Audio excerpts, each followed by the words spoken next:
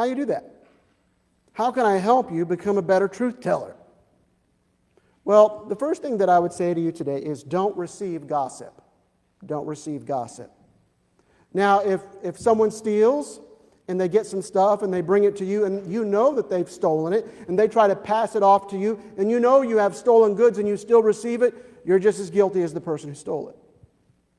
And so it is if someone comes to you and they tell you dirty jokes, they're making a judgment about you, aren't they? That you're the kind of person who would like dirty jokes. And if someone comes to you and they're willing to gossip to you about another person, they're also making a judgment about you that you would happily receive such gossip. And so don't take it as somehow a pat on the back that someone would confide in you about another person to tear them down. That should alarm you a bit. So what do you do when that happens? Well, I've tried two things. When they come to you and someone comes to you with a bit of juicy information, you say, let's stop right here and let's find the person that you're talking about and let's sit down with them and get their side of the story. Most of the time that works and gossip doesn't go any further. Another thing that I've done is someone has come up to me and they've said this, that, and the other about another person. And I said, well, I'm not going to remember this today because, it's church and all, and I can't remember everything that's said to me at church, which is true. I won't remember a thing of what happened today, after today. And so what I'll say is, if you will write that all down for me and sign your name to it, then I will look into the matter. How many people do you think are willing to write all of that out and sign their name to it? I haven't had any takers yet. Don't receive gossip.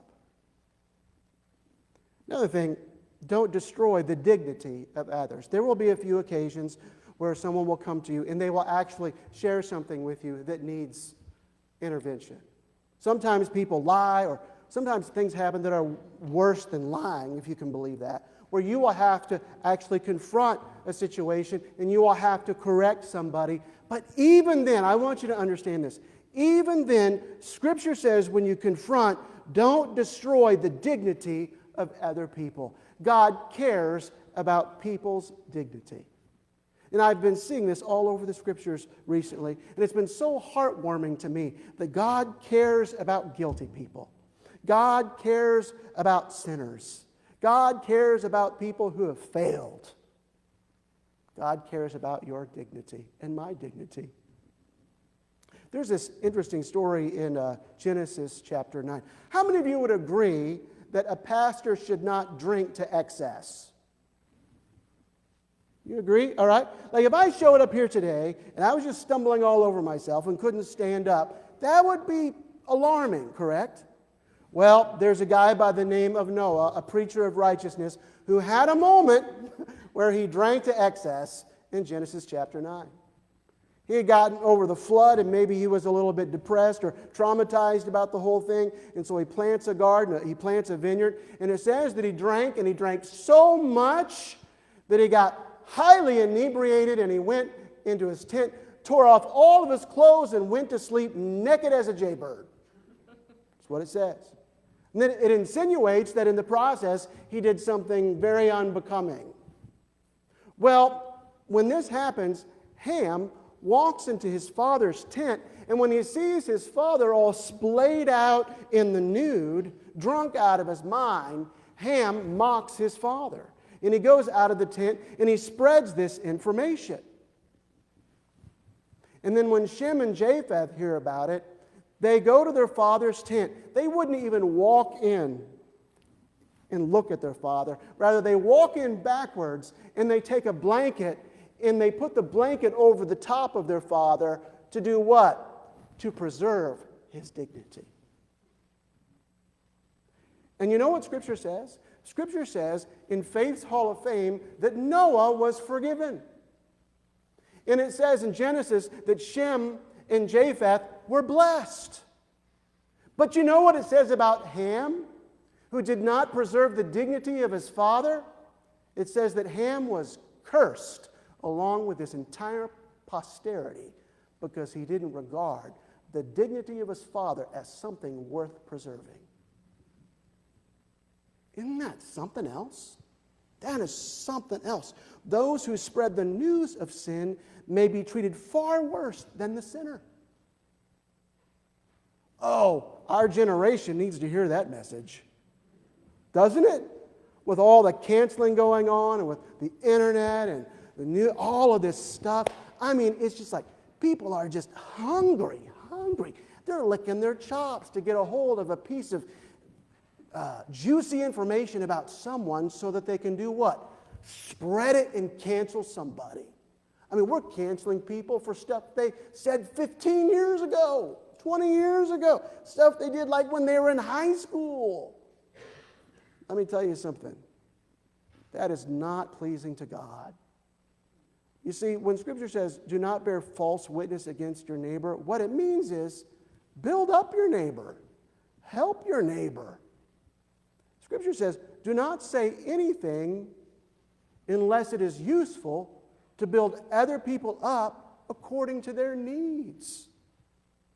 Did you know that was in the Word? What kind of a world would we have if people obeyed that? I'm only going to say what's helpful. If it's not helpful and beneficial, I'm going to keep my mouth shut. Oh God, help us with that.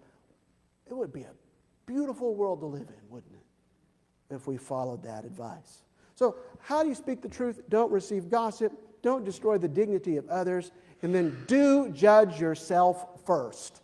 Do judge yourself first. We know this from Matthew chapter 7, I believe it is. It says, do not judge lest you be judged. Right? We all know that. In fact, I think most people know that better than they know John 3:16. Do not judge lest you be judged. And then we typically stop it right there. And we think it means that we can never, ever, ever, ever, ever, ever, ever, ever, ever, ever make a judgment about anything. Well, what's the problem with that? Well, that means that now a parent can't even discipline their child. That means that now we can't even make a decision about someone's guilt or innocence in a court of law. Now that means that no one can ever give you a speeding ticket. Right?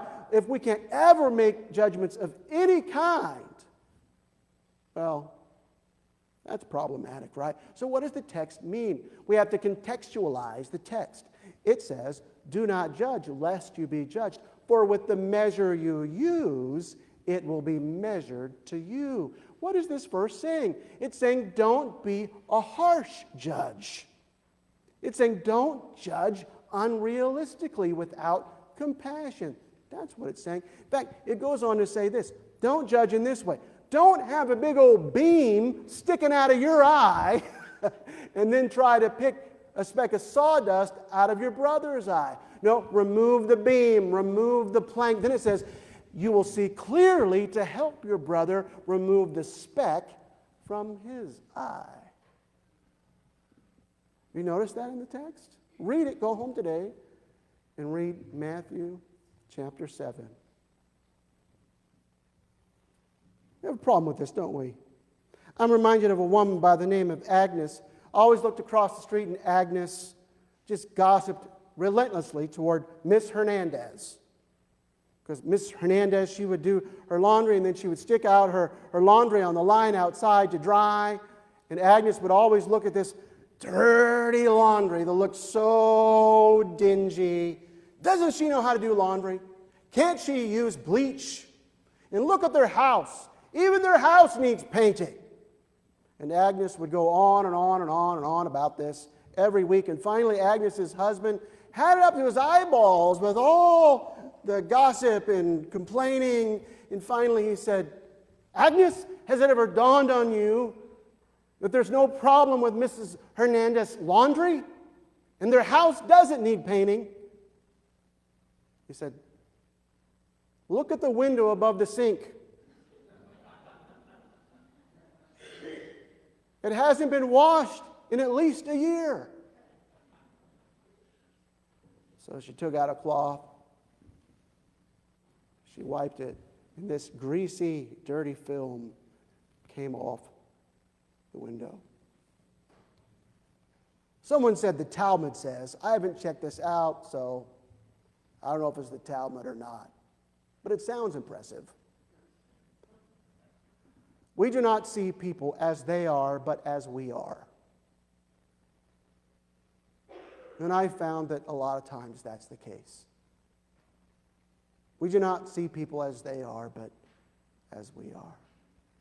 You ever notice, like with your kids or with your relatives, you get so upset and so aggravated by them. You know why that is? Because it's like looking in the mirror. Right? Some of us haven't made a whole lot of progress. We don't talk about events very much. And we definitely don't talk about ideas. But we're pretty good about talking about folks.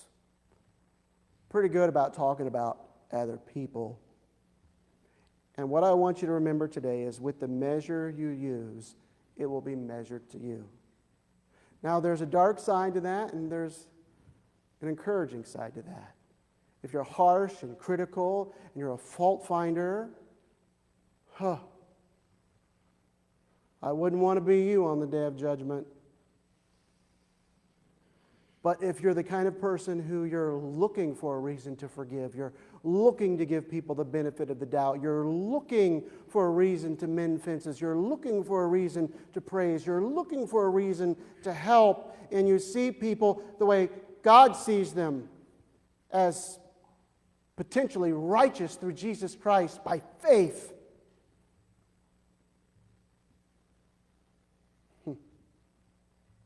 What does Scripture say? Those who give mercy will receive mercy. Isn't that wonderful?